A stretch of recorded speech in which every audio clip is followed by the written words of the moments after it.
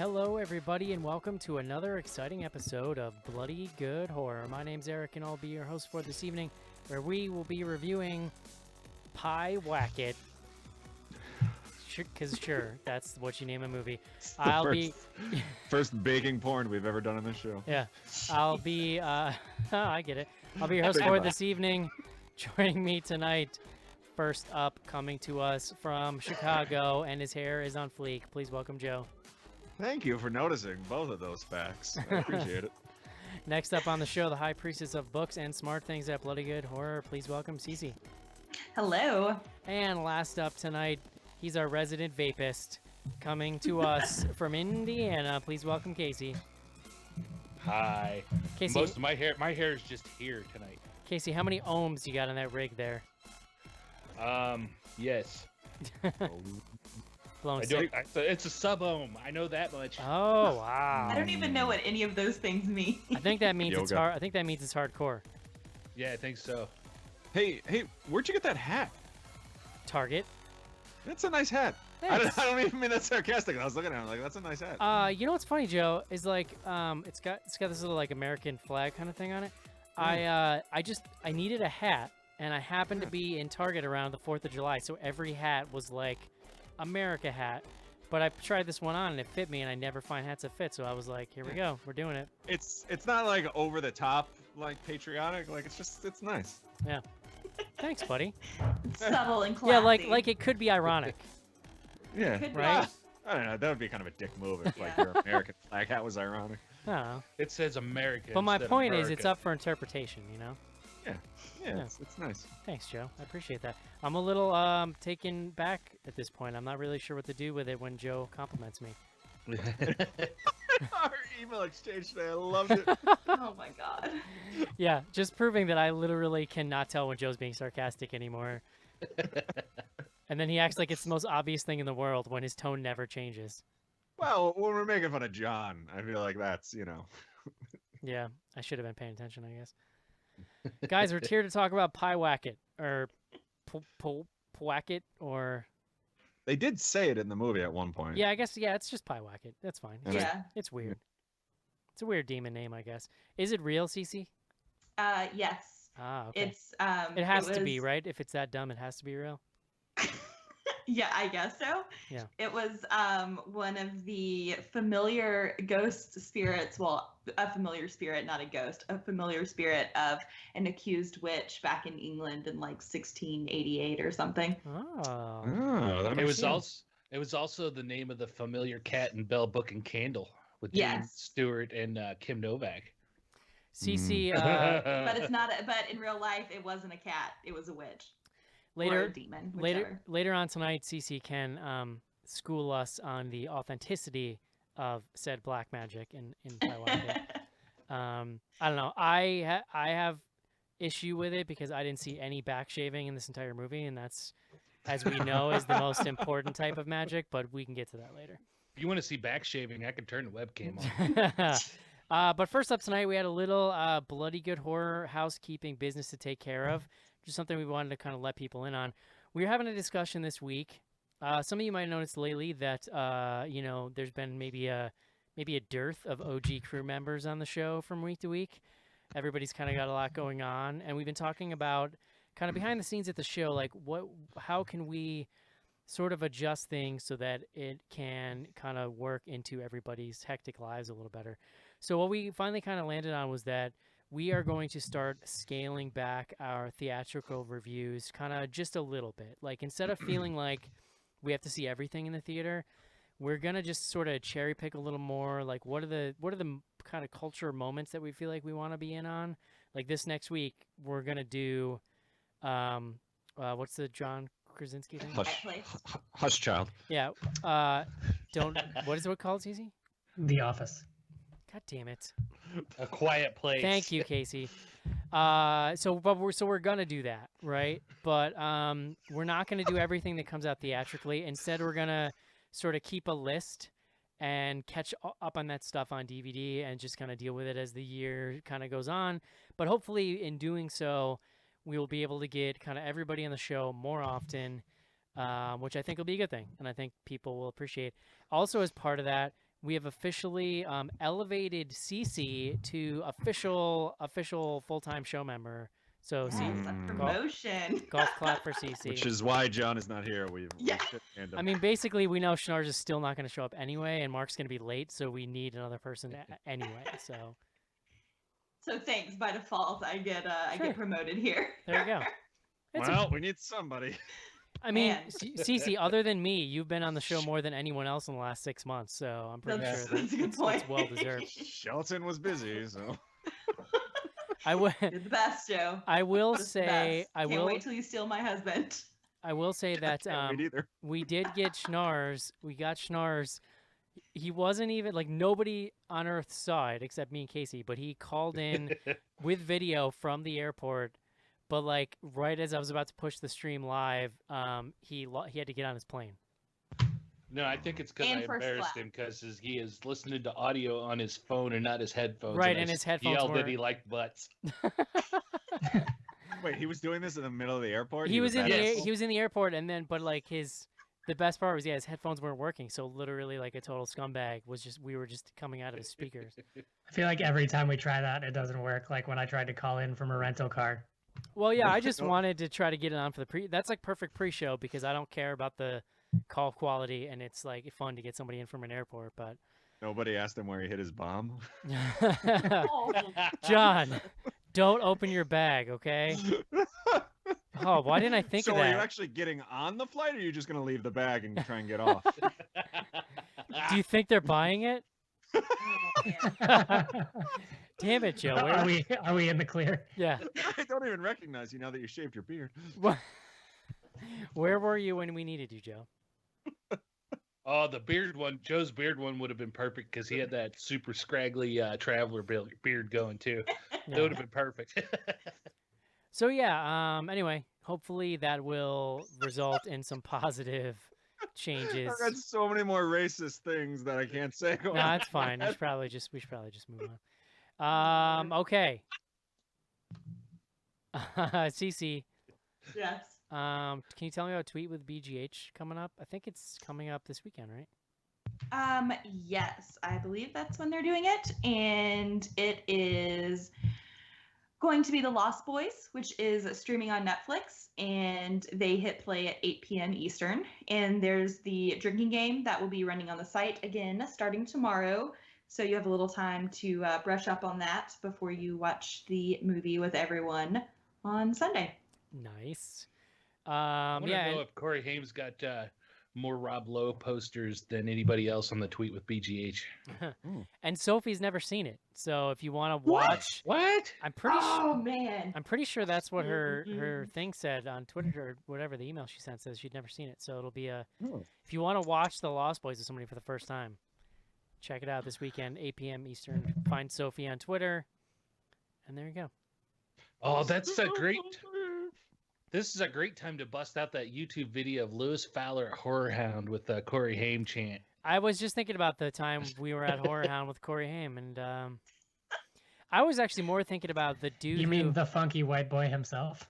Yeah, man. Yes. I was Rest in more. peace. I was more thinking about the dude who was there that did the end song. Yes. G. Tom Mac. Yeah, who like did Macklemore, a concert McElroy. where he played. But his Corey song. Haim played the bongos for him. Only at Horror Hound, friends. I still believe. I remember at the time he was talking about how he was on the upcoming Eminem album because Eminem sampled that song, Oh, really? which I thought was funny. Wait, which one? The Still Believe song? No, thou shalt not. shalt Oh. not- Ah, that's right. He did, didn't He he? did sample Wow. that, yeah. Man, that was like 10 years ago, almost. Yeah. Wait. Change of topic, but before we move on, Eric, are you excited for Jurors Day tomorrow? What's that? Jersey Shore's coming back? Yeah. What? Nice. Even Yeah. I knew that. I'm not that high. Drop the ball. This is the original cast, right? Yeah. Yeah, I'm not. I want new drunk people. Like I don't. Oh, I get it, because Thursday. They're all. I'm out. They're all so like sad and like just I don't weird, know. weird From the looking clips, now. It looks hilarious. Like I am extremely excited. I want like they- Ronnie throwing a bed across the room because Sammy talked to some guy at a bar. That's what I want. So they've been showing like the past few weeks. They've been having them all come in and like count down like the best clips and like the best hookups and stuff. Oh, that's pretty cool. That show was hilarious. It was great. It was amazing. Every week, Leslie and I are like, oh, I don't feel like watching this. And then like 15 minutes in, we're just like laughing like idiots. That show is. It's funny. I was actually talking with Mark about this today too. So if you're a patron and you're on our Slack, you know that there is a channel called, or maybe you don't. The Slack channels are confusing, Mark. I feel like if you don't know that there's a list, you like people all the time get invited to channels. They're like, oh my god, I had no idea this existed. It's because it's like they don't immediately surface the list of channels. You know what I mean? That's part of the fun. It's like invitation roulette Well, when you tag No, I someone. understand that, but like if somebody doesn't understand Slack, it's just I think people get a little confused as to like. Well, but I think that's just the platform, isn't it? Like, Yeah. that's just Yeah. how. No, I'm yeah. just saying It's a Slack. little- I'm just saying. It's not Mark being cagey. I think our channel names are perfect, such as Garbage TV. That's one of my favorites. Oh, I was like, there's not an actual channel named Jersey Shore. Anyway, so my point is that so there's a garbage TV channel that basically is Joe and one other person talking about Real Housewives 24/7. And like probably the most active channel. and in like this I get tour. into a few of these Definitely- shows it's like definitely more than just Joe and one person. like, There's a lot of people in my there. love of Jersey Shore has been well documented. I've talked a lot about Buck Wild on this show. We talked a lot about Floribama Shore. But like this conversation that happens in this garbage TV thing is like, I don't even know who Joe is when he's participating in this conversation. Like that's logically, amazing. I know in my head that Joe does a Real Housewives podcast, and I know that he's way into it. But to actually like see the machinations of his brain in this thread, I find it like off-putting. Well, and also the authority with which he speaks, he takes Garbage TV more seriously than anything else. In And his this life, I other think, this is what- other person who's in there, she knows exactly what he's talking about, no matter what weird coded shit he says. Oh yeah, she It's speaks in just- code right back to him. It's a whole thing, man. It's a whole Oh, thing man. going on in that channel, and I'm frightened by it. I feel like it works out great for me, who has like maybe, if anything, a passing interest in all of it, like Real Housewives. That it's like watching The Soup, because I can go in there because I catch the good shit because that's what they're talking about, and I don't I have to feel- watch the boring parts. I feel like my sense of humor and just the way I am, it can, me liking these shows can be taken as more of just like a sarcastic thing, and It's I watch not. it like jokingly. It's not. But like, I've had a few It's not people like joking. be thrown off when like I'm legit like invested in these people. Yeah, It's, maybe that's part of it. Is that like with you, I expect sarcasm or irony, but there is none. It's just so it's like so pure. Like I want to just bottle it up and sell that pureness. You Oh. know. I'm telling you, Real Housewives of New York premieres in about a half an hour, and it's driving me nuts that we're going to be here recording this goddamn shit. It's funny now that I think about it too. The three most Me too, Jeff. the three most active Slack channels are Garbage TV, the music one, and the beer one, and it's all people talking to Joe. We should also mention that if you want to get in on this really exciting action, you should become a patron at patreon.com/bloodygoodhorror. Yeah, I love it. I go there every day. It's part of my morning routine. And it's got there is other channels than Joe just talking about Real Housewives and music. I would say we ride the wave between useful and fun and extremely uncomfortable, like ebbs and flows every day. Yeah. Actually, Yeah, too, exactly. one of my favorite things is the BGH Big Show, which is the thread about this show, because I like kind of posting on Thursday and then kind of Friday and through the weekend, people checking in with their like immediate thoughts instead of kind of waiting for feedback, and I enjoy that kind of immediate feedback. I use it to catch up with the weird shit you guys talk about when I'm not on. Yeah. Yep. Well, it's good too because we've been getting actually, some legit questions and stuff in that channel for the big show too. So it's pretty fun to get the feedback there, and it's a little more easy to keep up with than on Twitter. So Well, I was gonna say, and some people some people talk in it during the live show, don't they? Every once in a while, yeah, I think so. Yeah. All right, very exciting. Okay, guys, it is time for Joe to tell us what we are drinking this week. Beer guts.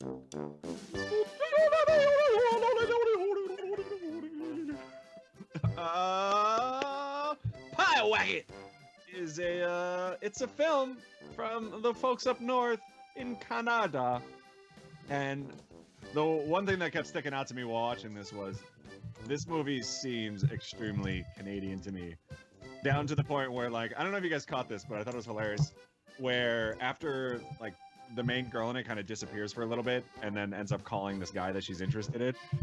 And he answers the phone completely unironically. Oh, it's so nice to hear from you. And I thought that was the most like Canadian way to ever answer a phone. Why, hello. Oh, hello. Oh, it's so great to hear from you. And this was like a teenager, like a kid in high school. But anyway, because of that and Canada and their love of all things maple, I picked a beer from our good friends at Renegade Brewing Company, and this is their Pancakes Maple Porter.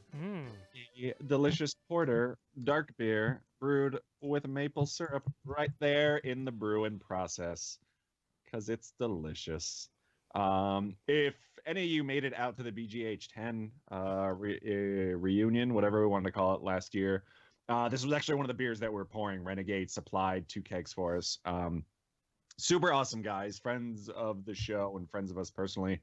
I love everything they do. They're based out of Denver, and all their beers are great. They just started distributing up to Milwaukee and Wisconsin. They're down in St. Louis and a couple other places, so they're getting bigger and bigger. This one is by far like one of my favorites of theirs. It's a seasonal one, so it's not year round, but you can find it pretty readily available when it is out there. So porters we've talked about kind of has like a chocolatey sort of biscuity flavor to it. It's all those like roasted malts.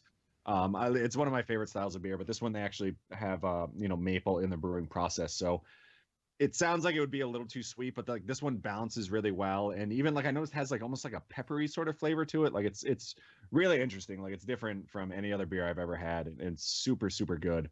Comes in at about 6% alcohol per volume, so not like super high. You can, as I did, you can drink a bunch of these and then still drive What? a bunch of drunken idiots in a minivan to a midnight screening. What'd you say, Joe? It's 6%? 6%, yeah. I mean, that's high enough if you have enough of them. It's but I mean, like I think a Bud is like 4 or 5. Like it's not ridiculous. What's another percent, Billy, officer? So it's basically Renegade, 0. Yeah, I mean it's a thing, and plus it's like drinking breakfast, and nothing bad ever happens at breakfast. RenegadeBrewing.com is their website. Like I said, like just awesome guys. If you can get out to Denver and check out the brewery, I definitely recommend it. They've always got really cool stuff going on there, and if you can find their stuff, definitely pick up whatever they put out because they are super good. It took me 2 legitimate weeks to recover from the 10-year celebration. Like It was a thing. I hadn't really put any liquor in my body for like a long time, and I just drank straight up liquor for like the whole time we were doing that trivia thing. I was polluted. Absinthe. Polluted. Like it was days before I even understood the full extent of what I had done to my body. Well, I mean, That's okay. Me, Mark, and Kyle just passed out at the airport while waiting for our 5 a.m. flight. I can home. only imagine what other people thought when we just like grumbled our way into the airport and just like laid down across seats, like arms, It was legs on bad. arms. And, yeah, it's bad. I drove home at like 3 a.m. Yeah, You know Joe what? was just like, fuck it, I'm sick of hanging out with you It was people. like a I'm going 2-hour drive to sleep in my own bed or sleep upstairs in that fucking hot box that Casey and I were sleeping in the top floor. Oh, that room, yeah, that was garbage. Yeah, I made the right choice. That's it. I'm done. Cool. All right, guys, it is time. Let us discuss Pyewacket. This is it, Jennifer. Your big breaking TV. From the prime time, bitch. Main feature.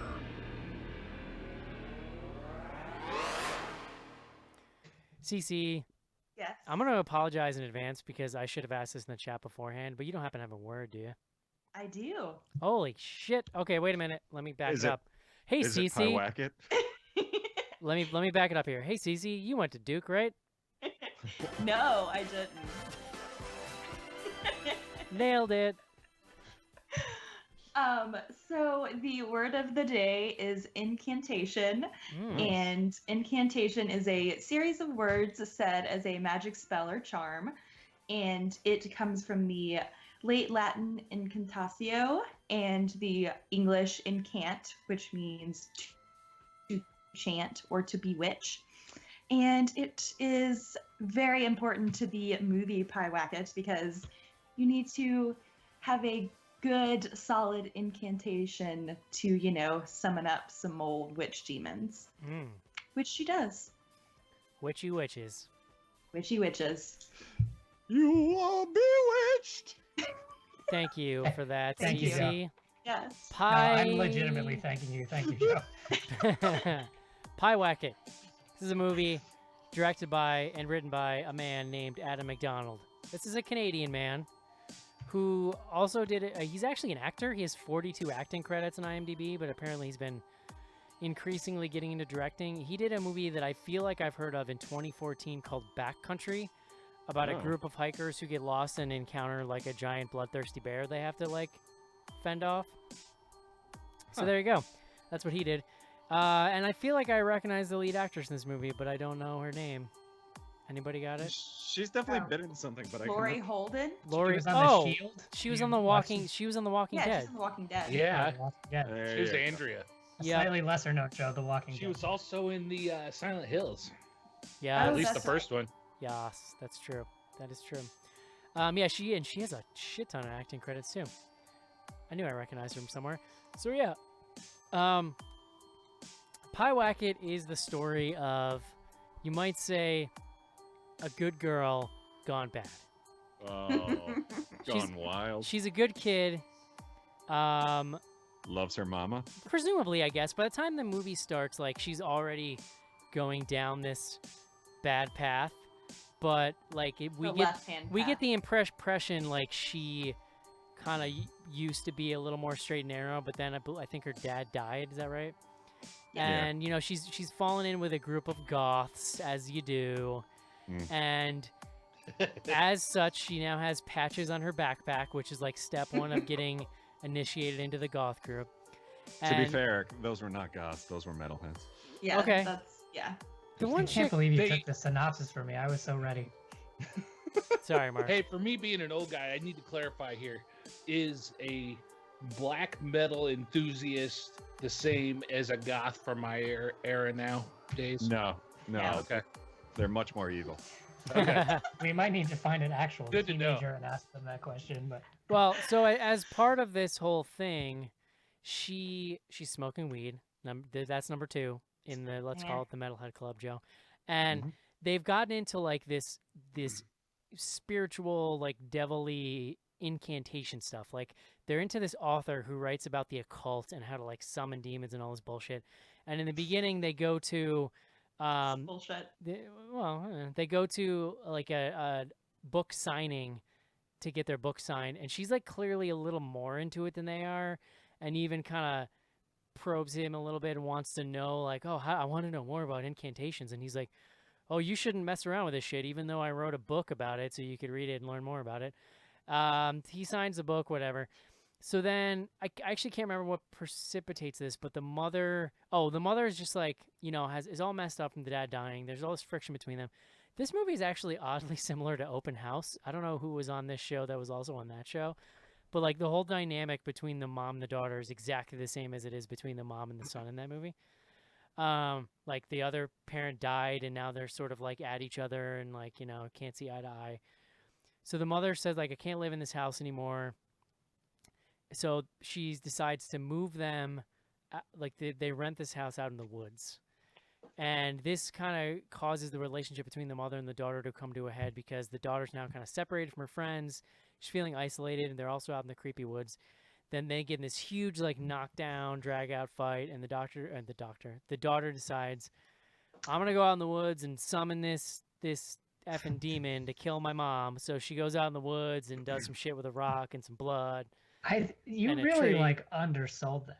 She was just like kind of mad at her mom. Yeah. And then she Yeah. was like, "Demon, Yeah. kill my mother." Wait, so what you're saying is I oversold it because actually, like, it seemed like out of nowhere where she's just like, all right, screw it. It Yeah. definitely happened very fast. So My mom called me a loser. she runs out of the woods. She cuts her wrist. She's got a rock. She's like banging it against a tree. It's a whole thing. It seems, you know, Summon demons with milk and blood. Seems- CC, is that normal? yeah, seems legit. Yes, it is very legit. And Does it have to be goat milk?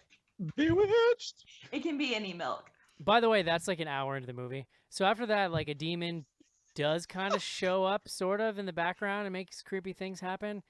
Spoiler alert, Eric loved it. Yeah, her friend comes out and spends the night with her, and more demon-y, creepy stuff happens. And then, sort of, it all comes to a head, and the demon's plan is kind of revealed. So that's Pyewacket. Her friend spends the night and more demon-y stuff happens, or so we're told. Yeah. Sure, yeah. Hey Mark, Yeah. what'd you think of Pyewacket? Pyewacket. I thought it was a decent little movie. I think it I liked the aesthetic of it. I thought that tonally it was pretty interesting and had a good atmosphere. And there's some good scares and like a very tiny bit of demony creature stuff in there that I liked. I don't know that there's like a ton of substance to it. I mean, your synopsis summed it up pretty well. I mean, it's Thank you. it's kind of a fun watch, but to steal Joe's point from the email that he made, if this movie was 10 minutes longer, I'd be like, fuck it, and just be done with it. But at like an hour and 20 minutes, it's just like a cool little story. I'm not sure that I'd ever feel the need to see it again, but for what it was, I thought it was fine. Cece. Yeah, I think that overall the movie, had a good plot, and obviously he did a lot of research into the occult and, like rituals of the occult, but it just felt a little like it could have been a little tighter. Like the beginning isn't as strong in setting up, what they plan on happening. So it's a little hard to get into. And then once everything starts happening, it's kind of, there's a few moments where you really could have leaned into it. But overall, I enjoyed it, and I wasn't really expecting to. So it's a pleasant surprise. Joe. I think I probably like this a little more than you other folks. I know we haven't gone to Eric and Casey yet, but I thought it moved along really well. Like, I definitely agree. Like, really, everything kind of comes ahead in the last 15 minutes, and all of the rest is kind of just build up. But like, I thought the tension between the mother and the daughter, and then after the ritual, like the kind of, is she just losing her shit, or is stuff like really kind of creeping in the attic and stuff. Like, I thought that was really interesting, and I thought the characters were played really well. Like, I thought all the acting was really, really done well. And then when stuff does like sort of hit the fan, like that creature, and I know we don't get a ton of it, but like it scared the shit out of me. Like, yeah, it was really good. Like, it legitimately, like, it's been, and I talked about this over email, like it's been a really long time since like a ghost or demon or whatever like actually like creeped me out in one of these movies. And like that thing, when it comes out of the house and like does this weird like roly-poly Katamari democracy type thing, like, It kind of looked like one of those things that come out of gumball machines that you throw at the wall and then they tumble down the wall. Yeah, it was really unsettling. Super creepy. So I don't know, like I ended up really enjoying this. Like we watched it because Luke wrote a review and was like raving about it. I don't know if I was as gaga as he was about it. Like, I don't know if this would make my 10 at the end of the year, but maybe. But I thought it was like a fun little flick. Yeah. That reminds me, Joe, before we sign off tonight, I have a bunch of updating to do to my top 10 list. Yeah, we gotta take a look at that. Casey. So at the end of this movie, when the credits rolled, I wasn't exactly sure how I felt, other than I felt like I'd been punched in the gut, which I think was the ultimate goal of the director on this. But now that I've slept on it, I think I did like it quite a bit. The lead up to this is a slow burner, to say the least, and I think it takes a little too long for the water to get boiling for my own likes. But at the same time, I was fairly invested in this girl and her mom and the shit that they were going through and the angst between the two of them, because it's a bad situation and it's rough, and they played it off pretty well. Once the creepy stuff starts happening, I was totally into it. The last 30 minutes or so of this movie are really strong, and once the creepy stuff kicks in, and the end of it, like I said before, is literally a gut punch. It's just like, oh Jesus, that is fucking bleak, is what I walked away from, which is what they were aiming for, and I think they nailed it as far as that goes. So yeah, I liked it. Yeah, so There are like there are moments in this movie that I think are pretty cool. I think the Katamari democracy moment is pretty sweet. I think I agree, the very ending is like, especially with how kind of slow the rest of the movie is. My jaw hit the ground at the end of this movie. That said, like I think the fatal flaw in this thing, I think there's two problems for me. One, it is so slow. So just like there are long stretches of this movie. It's like one of my biggest things that I have trouble following with slow burn is when there's long stretches where nobody's even talking. Like she's just walking around in her own head and we're kind of there in her own head with her. And then we might hear somebody's mumbling conversation in the background, but like literally nothing makes me sleepier than that. Just like 20-minute stretches where like nothing's happening. I also think that I think that the fatal problem with this movie for me is that I don't really buy her transformation from, sad grieving teen who's sort of acting out by smoking weed to does a demon thing to kill her mom. Like, and the problem with that is that the emotional weight of the entire film rests on you buying that transformation. Even in the beginning, I just feel like there's a problem for me where like the characters in the universe are very surface in a way. They're not very well drawn, and there's not a lot to like it's presented to you, but there's not a lot to kind of amazingly, even though nothing happens for an hour except like character stuff. Like I just didn't feel like I was there once it all turns and starts going. I just didn't feel like I was kind of there with the movie. Especially like, I mean, there needed to be more for starters, but the scene that sets her off, like they just sort of get in an argument. And like her mom is kind of bitchy, but it's not like that extreme. You know what I mean? Well, her mom's going through some shit too. Yeah. Yeah, and the other thing is, so I actually think that the open house comparison is really apt. Was anybody here on that show? Mm-mm. Open house. I don't even remember. That's what that hilarious. was. So it's not going to mean anything to anybody. But Open House. Yeah, I do remember that one. Open House is also a movie about a family where one parent is dead, and then there's a teenager and a mother. In that case, it's a son. But like, they love each other, but also have all of this. They're grieving, and they have this pent up stuff, and it's forcing them to take it out on each other. But what that movie does really well is make you feel sympathy for both characters. Oh, But- I watched this. But you Yeah, yeah, also like you're feeling sympathy for them, but you're also seeing them be shitty, but it's done in such a great nuanced way that you feel the layers of it. You're like, "Oh god, like what the mom just said was so mean." But also I'm watching what she's going through and I understand why she can't handle shit, and the son is doing the same thing, right? This movie, it's all very surface, and so like it's just kind of two shitty people being shitty to each other. I can't relate to this teenager because she's just being a whiny brat, and like she has patches on her backpack and she smokes weed and she's hanging out with a chick Well, with black I mean, I feel like lipstick you're on. really Like, I hung think up that- on the patches. Yeah. Well, It's just Yeah. funny. It's The just whole funny point because of it's the like the movie most is, like- surface way to show that.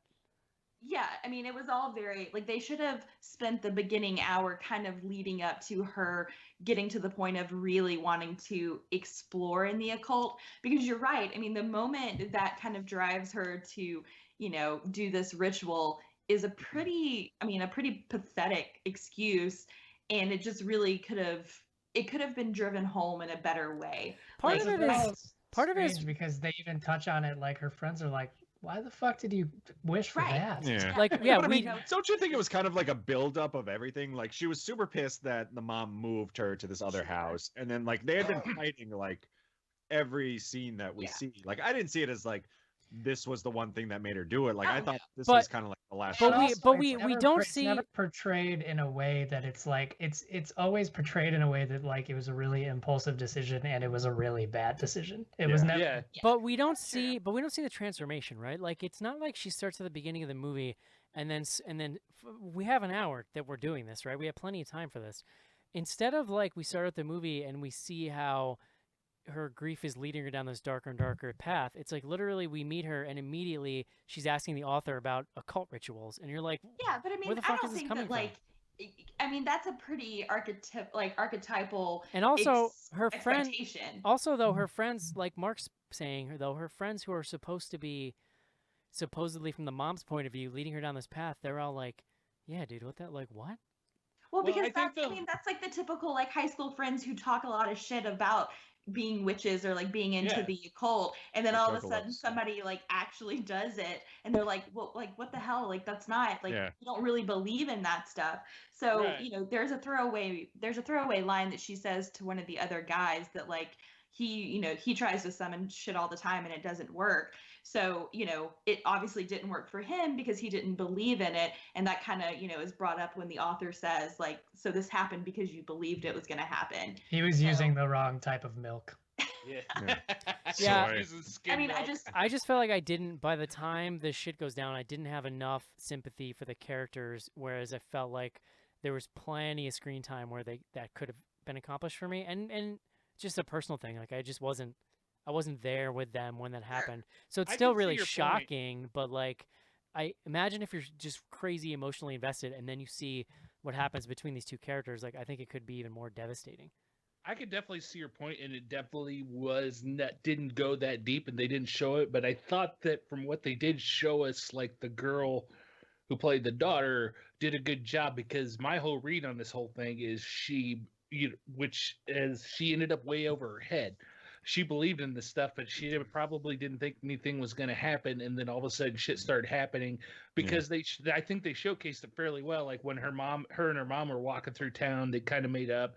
They stopped at some craft shop or something, and she's like, shit, I feel really bad. What did I do? I I just wish mean, my mom to die. I know that was And- hilarious though. Of course, like right after she summons a demon, then suddenly her mom's really nice to her, and she's like, "Oh, maybe I shouldn't have done that." And also, I don't buy that she didn't believe it was going to work. She literally had to slice her wrist to do this thing. That's Yeah. fair. That's a fair. I Yeah. mean, I don't know. Like, and I don't mean like a she little like, liked ooh, I cut my finger and I bled out a well, little I bit. think She just didn't straight up realize like, that that's what she was going to do. She went overboard with yeah, that. Yeah. Yeah, like she just that was a little intense. You know, but like I said though, I like scenes. Like I liked the scene where she falls asleep and the demon kind of hovers over her in shadow, and then she wakes up in the forest and she's got Yeah. blood on her hand and doesn't know it, so she's like wiping blood on her face like that. I think it excels with those little visual things.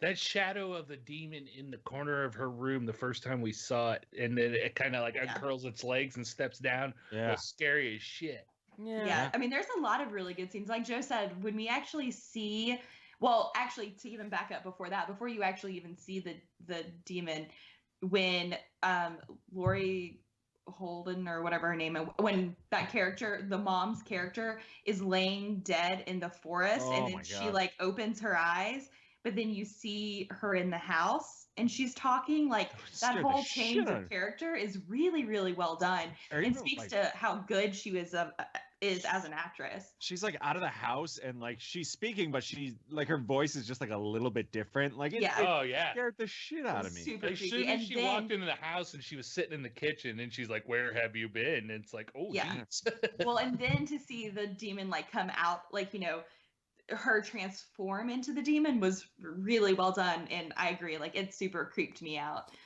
I do think I could have used like I could have used more Katamari, like more action. Oh yeah, for sure. Like that. I mean, that scene to me, I I hope think this is someone's first episode and they're just like really fucking mad that we're.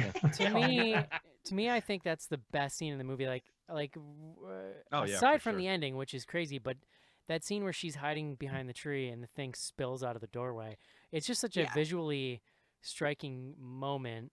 And I wish I hadn't been so frustrated with the rest of it by the time. I mean, Well, I this was gonna say, movie like, is they just- really just like a collection of cool concepts and visuals that are all around the same sort of theme, and it's interesting in that way. But as like we kind of talked about, like the actual writing is not great. It's pretty slow, but I think it is pretty memorable in terms of visuals, and there's definitely some like really memorable yeah. scenes. I mean, I really did enjoy it a lot. I just went in not really knowing what to expect.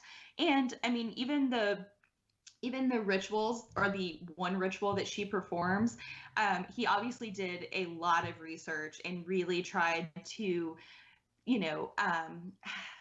capture that experience and that like intimacy that she's trying to conjure.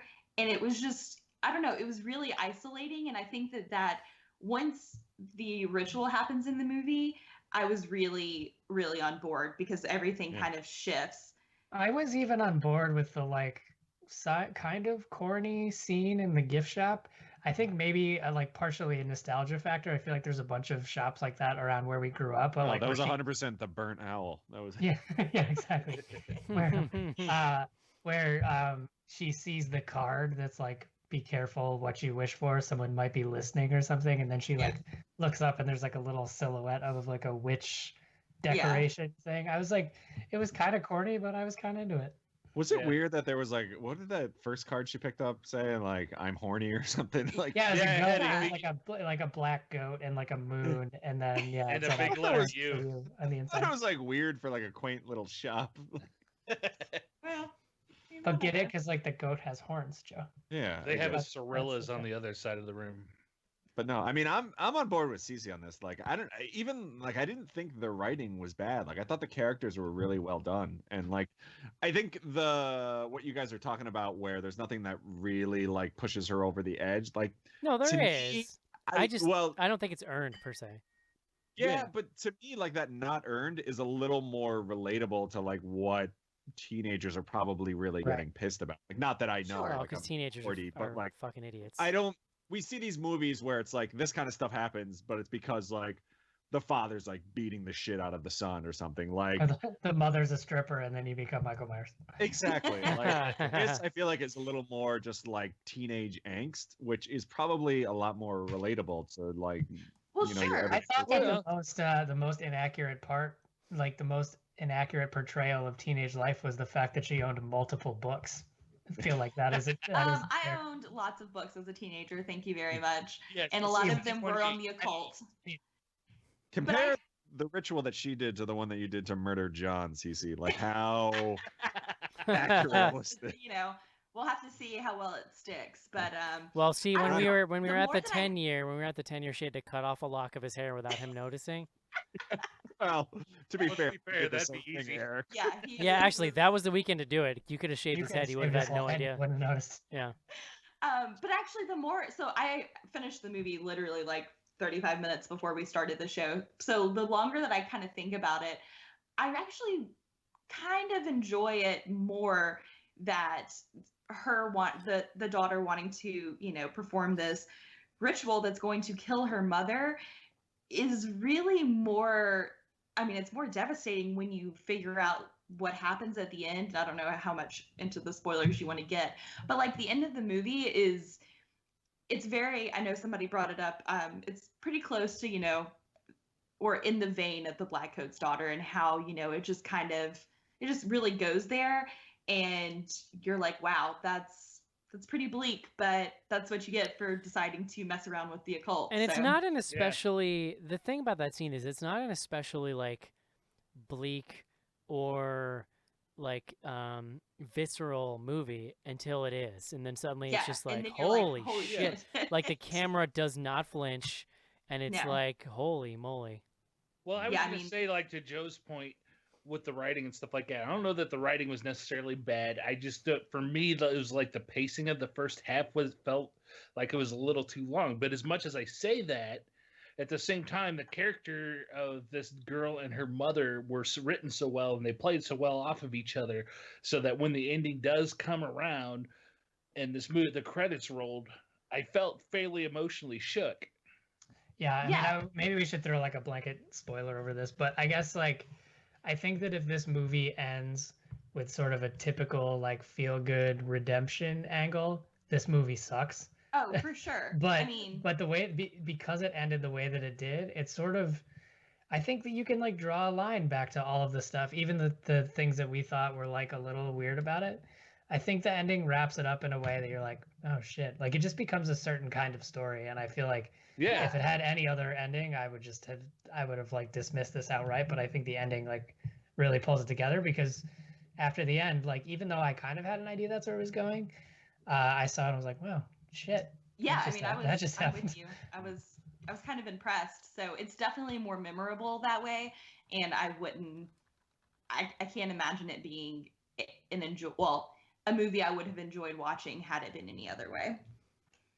Yeah, the ending definitely makes up for the first hour, which isn't bad. But like Eric said, there's Yeah, a it's lot of not- scenes where there's not a lot happening. It's just a lot of missed opportunities. it's Like a he could have very- really, amped a few things up there. It's a very small movie, a part of my issue with it, which isn't always bad. It's obviously very low budget. It's kind of small in scope. Like, there's not that many actors for a good chunk of it. It's just the daughter and mother.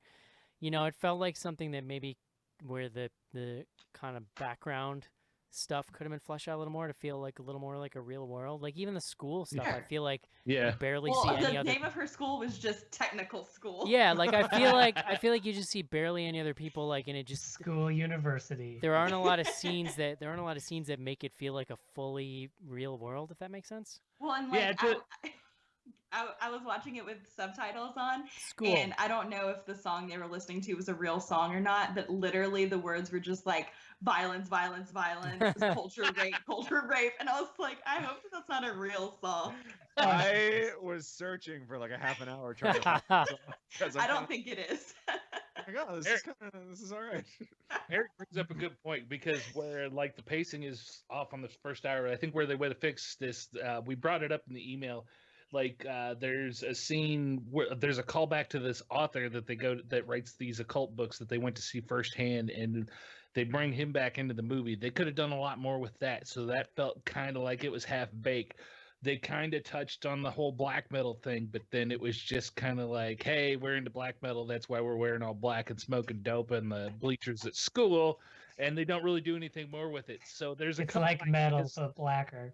Yes, there's a couple ideas that are thrown in here in the first hour of this movie that they never really Yeah. they play out, which I think hurts it. I mean, of all the gripes, like I think you can make a case for some of the teenage stuff and the Oh. quick escalation, but like the author thing, to undo the ritual, you must do it in reverse. It's like, what Yeah, the that fuck does that was even mean? complete- Well, okay, bullshit. let's talk about that for a second because that is a real thing. But I will say, you can't listen. You can keep your quotation marks to yourself. But like, you can't literally just tell a teenager like, oh, we'll just do it backwards. Like, first of all, the ritual itself involves a whole lot more than what they were probably showing. But So you're it's gonna need supposed- to first of all you're gonna need to tape the hair back on your back. And you're gonna have to Not dig every the blood ritual out of the dirt requires and stick back it back tape. in your arm, and you're gonna have to put the milk back in the container. Oh, No, you God. have to find the cow and put it back. Shove the milk back I'm into pretty the sure Cece's got this look on her face where she's definitely gonna bleed into some milk and wish we were all dead tonight. Oh, look, Really guys, weird, if she doesn't do this in reverse correctly, John's not on the next show. So So it was a You very didn't have to light them flippant- on fire.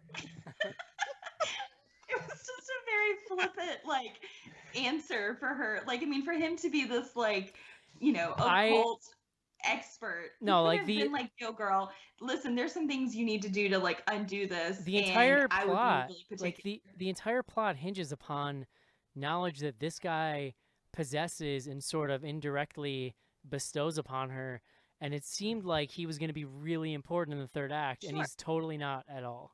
Am I Yeah. the only one who wanted to see more of that mall? That mall looked cool. It was Well, I very want to know, why'd she go to the mall to take a phone call? Like, she couldn't just do that at her, in her No. yard? Because the Pyewacket was at her house. yeah.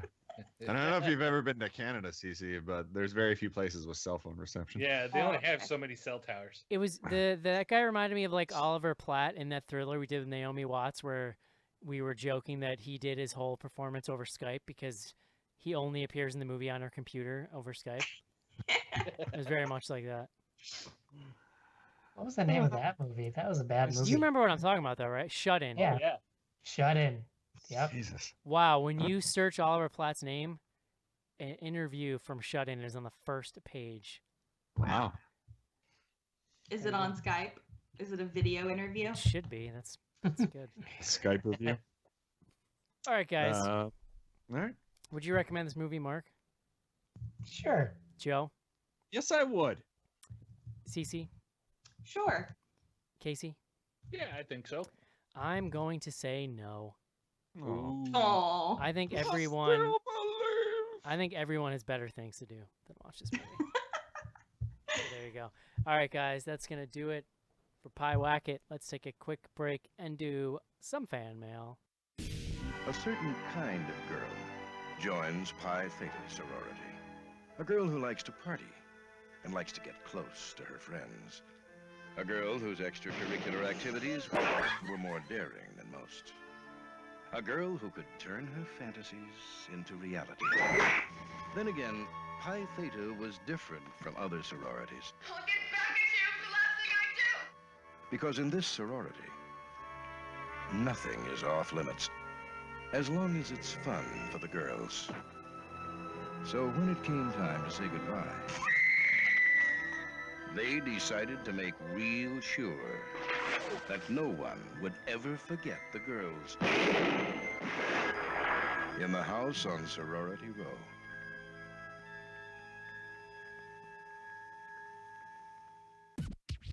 This is Diane Franklin from Better Off Dead with Bloody Good Horror.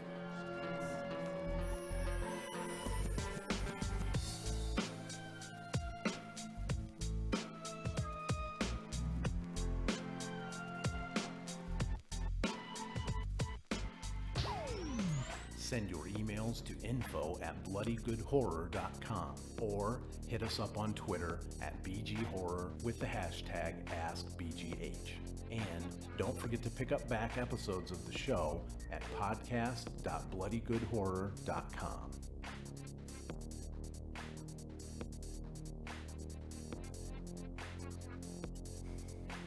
And we are back.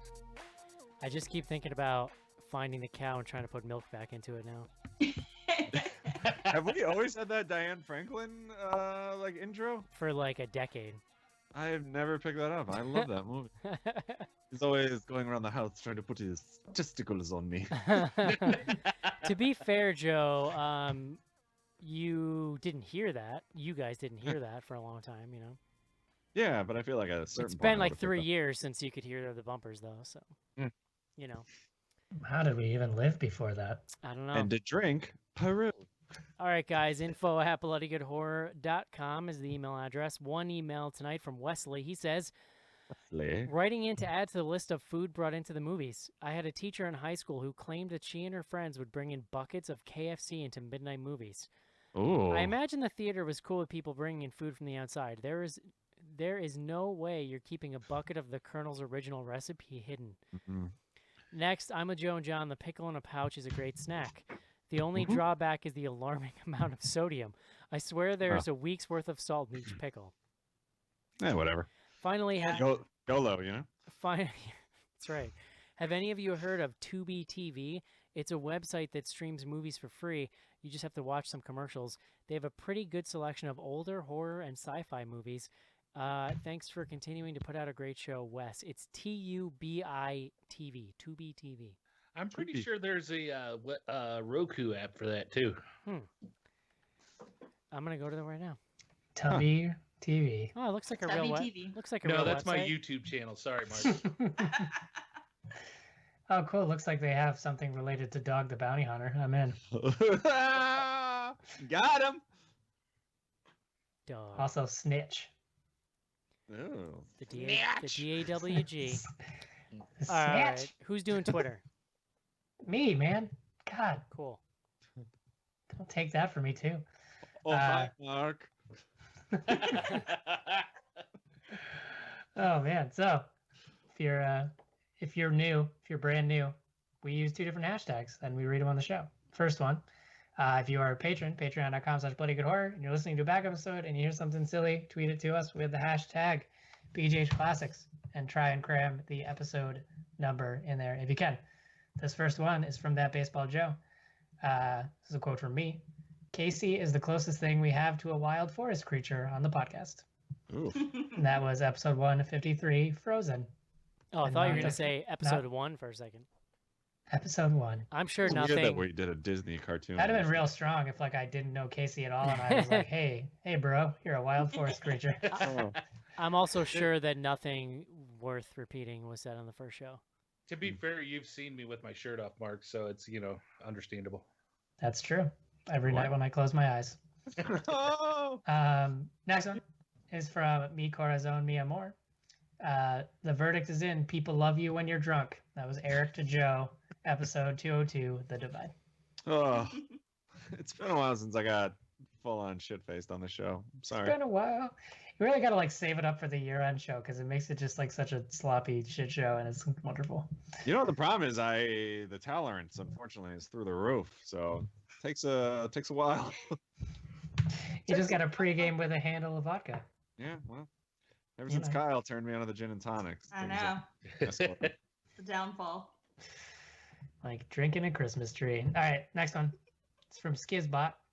Easy. And then the worst part, I'm just going to keep saying that, the worst part, because they're all the worst part. Episode 30, Diary of the Dead. Yeah, Yeah. I saw that and I was like, man, that just reminded me how bad Diary of the Dead is. More like diarrhea of the dead, am I right? Oh! Not to speak ill of the dead, but This is another quote from Skizbot, from Eric, from the same episode. If you'd hire a dominatrix to put on 10-inch heels and step on your nutsack, you would love this movie because that's what it feels like when you watch it.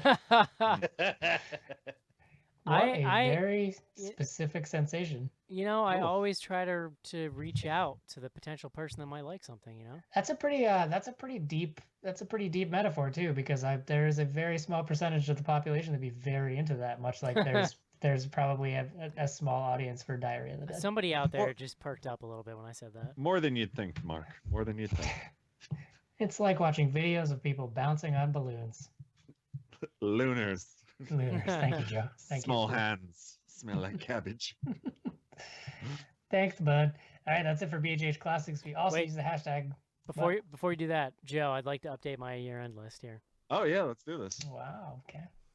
Why don't you give me so for people who are new or just haven't paying attention, last year, because I'm always the last person to do my list, decided that we were gonna just source it as the year went on, and at some point along the way, Joe just naturally became my assistant in all of this. So here we go. Oh, all right. Now that you've used that word. Sorry, now- partner. How's that? Partner in crime. All right. Because I've actually started keeping mine. I feel Nice. like I might as well do my own while I'm doing yours. Beautiful. So right now, as best, you have your top three as Annihilation, The Ritual, and Cloverfield Paradox. And then worst, you have Insidious and Victor Crowley. Okay. In that order. Yep. Well, and then what have we done since you've been on last? Oh, Jesus Christ. What did you guys watch last week? The Unseen, the I don't know. Unsung, Insane. Insane, Unsane? I feel like in Captain the past you Underpants. just had this information for me. No, well, I haven't been keeping a tally of the movies that you've watched. Can you or okay? I mean, Unsane is what's my this number is two? great What's listening. my number two right now? The Ritual. Yeah, Unsane definitely goes above The Ritual. Really? Oh, Annihilation is your number one. Yeah, so I'll put Unsane number two. All right. Put Strangers Pray at Night at number three. Just keep Ooh. bumping down. Strangers Pray at Night. Thumbs up, buddy. Wait, hang on. I need a little time. You know what? The problem is I've been working on a PC at work now, so my copy and paste, I've got them all mixed up. It's fucking everything up. All right, so wait, we're putting what at number two now? Unsane? Unsane, and then Strangers Pray at Night. Rangers. All right. And you know what? You might as well take The Ritual and the whatever else that is and just put them at like 9 and 10 right now. What the Ooh. fuck? Get out of here. I wasn't. The Ritual number one forever. No. Yeah. All right. Man, dear God. And as much as I enjoyed Nicolas Cage, I don't think Mom and Dad's gonna make my list this year. Okay. Okay. So there it is. All right. Good. I feel good. better now. I've actually been walking around like thinking about I have to update my list. Nervous about that, yeah. I know. Let's be clear. You were thinking, I have to have Joe write my list and update it. Yeah. Not you have to update your list. I honestly, I derived deep pleasure from this process last year, and I'm excited that we're continuing it. Yeah. Joe, yeah. Joe, how much pleasure do you derive from the process? Well, this year I've actually started writing your little blurbs for each movie too. So Great. I'm pretty excited. Thanks, Joe. I'll really have my list on first this year. All right, let's move on. All right. Great. We ready for the second run of tweets, Eric? Sure. You good? Yeah. You feel good? All right. We also on Twitter. Use the hashtag AskBGH. If you have a question, tweet us with the hashtag AskBGH, and we'll do our best to answer it. This first one is from Drunken Chester. Excuse me. First one is from Chupacabro7. Got a chupacabro. Very into it. I'd like to ask BGH, who/what is your favorite HR? How do you pronounce it? Giger, or HR Puffin Stuff? I think it's Giger. Puffin stuff, I think is the word you're looking I think it's Giger. for. HR Giger? Yeah, I think Giger. Also, I think that's my answer. I'm not old AF, so I never really saw HR Puffin Stuff when I was a kid. Sorry, Casey. I'm not even that old, but it was in reruns. Yeah. Give me I some only credit. know That's like about it some- from, like, I love the 70s on VH1 shit. Like, Yeah, HR Puffin Stuff is like some 70s ass shit, and I'm not that old. So. Also, whenever I hear Doc McStuffins, I immediately picture HR Puffin Stuff. So there you go. Cool. Great. Next one is from Drunken Chester. Hello. Hi. Hi. Hi. That's really weird to see in a tweet. I was wondering if any of you have seen Wither on Amazon Prime. It's essentially a Swedish Evil Dead with dark humor replaced by Scandinavian bleakness and misery. Great. Sound. I love when great. you take out humor and replace it with misery, especially Scandinavian misery, because that's like the worst kind of misery. Yeah. It's very specific. It's cold. So no. The cover looks cool. Withered. Maybe we should put it on the list, question mark. What do you think, guys? I just said the cover looks good. Let's don't get crazy. Yeah, I don't know. Well, should we put it in Eric's number 3? We good? All right. Next one. From Skizbot, and next and last one, actually. This is more of a question for fellow listeners, but who else repeats "and we are back" out loud along with Eric after the break? Oh, I can't. Like, it's stuck in my head every time. That's now. great. You know, more than one person has written in too and said that when I miss my cue, it really kind of bothers them in a deep way. So I've been like trying to be good about hitting it. It bothers me when you don't do it. Yeah. Or you if know I'm what just doesn't bother me? The fact that we've had 2 different dogs on the video feed, patreon.com/horror, and Joe is like pretty close to making out with his dog right now. Ew. Brody doesn't care. She says that she's too tired. She blends in really well with the couch. Somebody needs to make a supercut of all the times in the show that Joe showed zero empathy for animals, and then suddenly he's literally tongue kissing his dog over here. Yeah. Wow. To be fair, he's a little creature show from heaven above, aren't you, sweet? All right, guys, I think that might be You the never signal. call me a creature sent from heaven above, Joe. The thing is, like, he gets super fired up when he smells the beer. You guys have that in common. Who doesn't? Next week. Well, that movie, this name, I'm literally incapable of remembering. A Quiet Place. A Quiet Place. Push now, child. John Krasinski's beard. I was just having this conversation with my wife about how she's like, "Oh, you're excited for that, right?" I'm like, "Yeah, I really like John Krasinski's beard." And she's like, "That's so weird." And I'm like, "I know, and I actually mean it 100%. Like, at least half of the reason I saw Logan is because of how amazing Hugh Jackman's beard was in that movie. Huh. Like, it's incredible. Yeah, I can see that. It's great. Specific fetish, but not the weirdest thing Also, ever. last show I referred to John Krasinski as John Kaczynski, which led to somebody asking me if we were talking about the Unabomber. So, Yeah, you gotta be careful with that one. which is funny because I'm a big Office fan, so that's a dude's name who I should know. So sorry. Nephew of the Unabomber. Yeah, John Kaczynski. So yeah, that's what we're doing next week in the theater. But like I said, moving forward, maybe a few less theatrical releases. If you have any feedback or whatever, feel And free all to CC all the time. hit us All up. CC all the time. info@bloodygoodhorror.com. If you are a patron, don't forget to hop on Slack. You can chat with Joe about Real Housewives and shit, whatever. Garbage. You can chat about garbage. All right, CC. All right, you go in the woods and do your weird spooky things, all right?